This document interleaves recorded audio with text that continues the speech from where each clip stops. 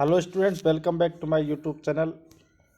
अब इस वीडियो में हम आपसे बात करने वाले हैं। इस ऑडियो वीडियो में हिस्टोपैथोलॉजी को हम दोबारा से चालू कर रहे हैं और उसके पहले चैप्टर को हम पढ़ना स्टार्ट करेंगे और आप इस ऑडियो वीडियो के माध्यम से बहुत सारी जानकारियाँ लेंगे।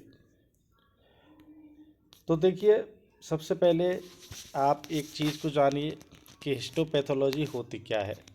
हिस्टोपैथोलॉजी जो है वो दो वर्ड से मिलकर के बनी है। एक तो हिस्टो प्लस पैथोलॉजी। हिस्टो का मतलब होता है कि हिस्टो लेवल पर, हिस्टो का मतलब होता है टिश्यू लेवल पर, और पैथोलॉजी का मतलब हो गया है टू नो कॉज।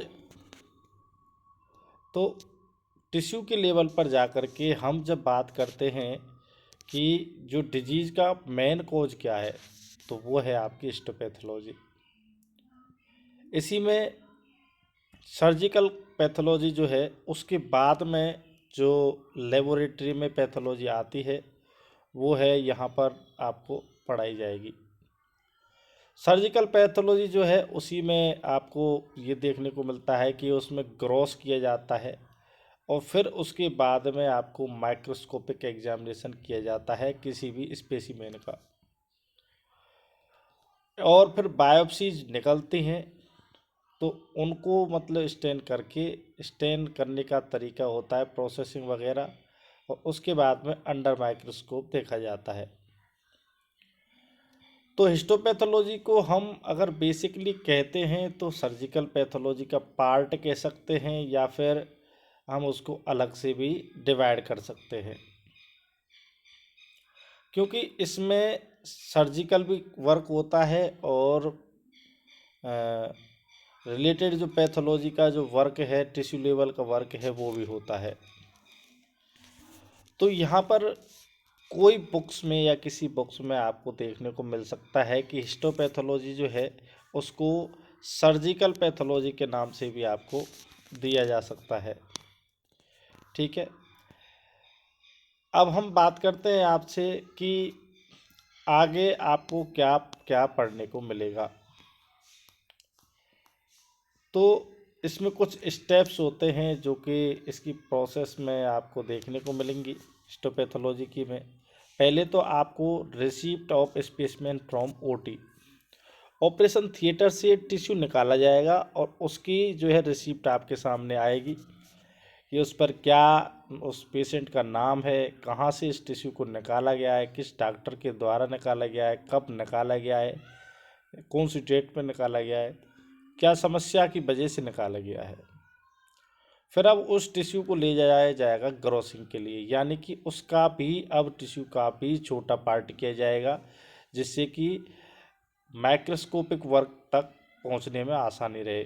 यानी ग्रोसिंग में हम मेन जो सेगमेंट है उस टिश्यू का, जहां पर हमको आइडेंटिफाई करना है कि इसमें कोई डिजीज़ तो नहीं है, उस पार्ट को यहाँ पर मेनली निकाल लिया जाता है। अब जो पार्ट निकाला गया है उस अब पार्ट को क्या किया जाएगा, टिश्यू प्रोसेसिंग में डाला जाएगा। टिश्यू प्रोसेसिंग करने के बाद में एम्बेडिंग की जाएगी, एम्बेडिंग करने के बाद में सेक्शन कटिंग की जाएगी, फिर उसके बाद में स्टेनिंग की जाएगी, फिर उस पर लेबलिंग लगाई जाएगी और डिस्पैच किया जाएगा स्लाइड्स को पैथोलॉजिस्ट के लिए डायग्नोस करने के लिए अंडर द माइक्रोस्कोप। ठीक है, वो वहाँ पर देख करके बताएंगे कि इसमें क्या क्या है, वो फिर अपनी रिपोर्ट प्रस्तुत करेंगे और फिर उस रिपोर्ट को जो है संबंधित जो विभाग है उसमें पहुंचाया जाएगा, या फिर डायरेक्टली अगर मरीज लेकर के आता है, मरीज का रिलेटेड पर्सन आता है, तो उसको वो रिपोर्ट दे दी जाएगी, वो फिर उसको डॉक्टर को दिखाएगा। Once the diagnosis is made, the slides come back to the laboratory. After the reports are sent to the surgeons, either as soft copy or hard copy, the laboratory has to perform the following functions. अब देखो, slides जो है अब वो वापस आ गई है diagnosis करने के बाद में। तो अब ऐसा नहीं है कि स्लाइड्स को फेंक दिया जाएगा, क्योंकि जहाँ पर भी स्लाइड बनाई जाएगी लेबोरेटरी में, उस स्लाइड को कुछ निश्चित समय तक रखा जाता है। तो अब इसका कितना समय है, देखिए कॉम्पिटिटिव एग्ज़ाम्स में यहाँ पहले ही लेक्चर से आपको पहला क्वेश्चन उठ करके आ जाता है। क्या उनको फेंक दिया जाएगा? तो बिल्कुल नहीं फेंका जाएगा। अच्छा, यहाँ पर आपसे ये पूछा जा सकता है कि हिस्टोपैथोलॉजिकल स्लाइड्स को कितने समय के लिए रखा जाता है? तो slides are filed for future reference और टीचिंग और research for at least 10 years. Requisition forms are filed and और stored in digital form for at least 10 वर्ष तक। तो यहाँ पर जो आपके पास रिक्विजिशन फॉर्म आया था, यानी कि आपके पास रिक्वेस्ट फॉर्म आया था कि भाई इसकी आपको जांच करनी है, ये टिश्यू आपके लिए भेजा जा रहा है, उस फॉर्म को भी 10 साल तक रखा जाएगा। स्पेसिमेंस में be divided according to their use. यहाँ पर अब जो स्पेसिमेन है उसको डिवाइड किया जाता है। Well preserved specimen with presentative legends should be kept for. अगर आपको अच्छे से प्रिपेयर्ड जो किए गए हैं रिप्रेजेंटेशन लीजेंड्स हैं तो उनको टीचिंग के लिए रख सकते हैं, जिनमें अच्छा प्रेजेंटेशन है उसमें टिश्यू में कि ये यहाँ पर ऐसी चीज़ थी, ऐसी चीज़ नहीं थी, तो उनको टीचिंग के लिए रख सकते हैं, रिसर्च के लिए रख सकते हैं, या फिर म्यूजियम में रखा जा सकता है कि जिससे कि बच्चों को समझाया जा सकते, और रिसर्च के लिए और कोई भी सेक्शन काट करके फिर से काम में लिया जा सके। या फिर अब उनको यूज करने के लिए फ्यूचर रेफरेंस को 6 महीने से 1 महीने के लिए उनको इस तरीके से रखा जाएगा कि भाई ये ख़राब नहीं हो। जो हमारे पास क्या आया है, स्पेसिमेन आया है। अब या फिर अब उसको मतलब लग रहा है कि ये स्पेसिमेन रखने लायक नहीं है, तो फिर उसको डिस्कार्ड किया जाएगा। The specimen which are not required और not useful for any of the above purpose should be discarded. Apart from these essential functions, various other procedures are performed in a surgical pathology laboratory depending upon the requirement, feasibility and availability of instrument and qualified personals।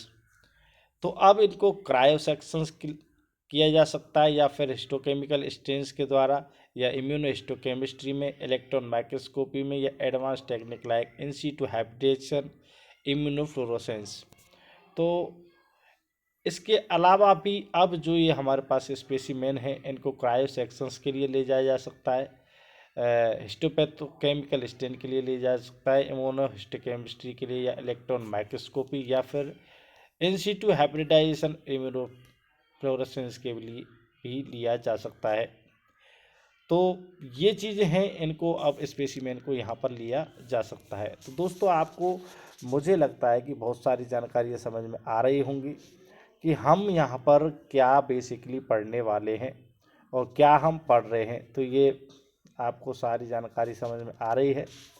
तो यहाँ पर आपको मैं एक बार फिर से सुना देता हूँ कि आपको क्या क्या पढ़ने को मिलेगा। हिस्टोपैथोलॉजिकल वर्क या फिर सर्जिकल पैथोलॉजी जो है उसमें हम पढ़ेंगे कि receipt of specimen from OT, हमको क्या क्या देखना पड़ेगा और रिसिप्ट में क्या क्या होना चाहिए, इसके लिए भी अलग से एक चैप्टर होगा। ग्रोसिंग का होगा एक लेक्चर, टिश्यू प्रोसेसिंग के तो बहुत लेक्चर होंगे, एम्बेडिंग के भी बहुत लेक्चर होंगे, सेक्शन कटिंग के भी होंगे, स्टेनिंग के तो बहुत ही ज़्यादा हम स्टेन्स पढ़ेंगे, labelling, dispatch of slide to pathology diagnosis. अच्छा, अब ये जो स्पेसिमेंस जो हैं, इन स्पेसिमेन को 10 साल के लिए स्लाइड्स को रखा जाएगा और रिक्विजिशन फॉर्म को डिजिटल के रूप में या फिर फाइल के रूप में 10 साल के लिए रखा जाएगा। जो स्पेसिमेन हमारे पास ग्रोसिंग के लिए आया था उसको हम वेल प्रिजर्व करके या तो उसको टीचिंग के लिए रख लेंगे, या फिर रिसर्च के लिए, या म्यूजियम के लिए। तो दोस्तों, अगर आपने हमारे यूट्यूब चैनल को अभी तक भी सब्सक्राइब नहीं किया है तो सब्सक्राइब कर लीजिए। मिलते हैं आपसे अगले वीडियो में, तब तक के लिए धन्यवाद।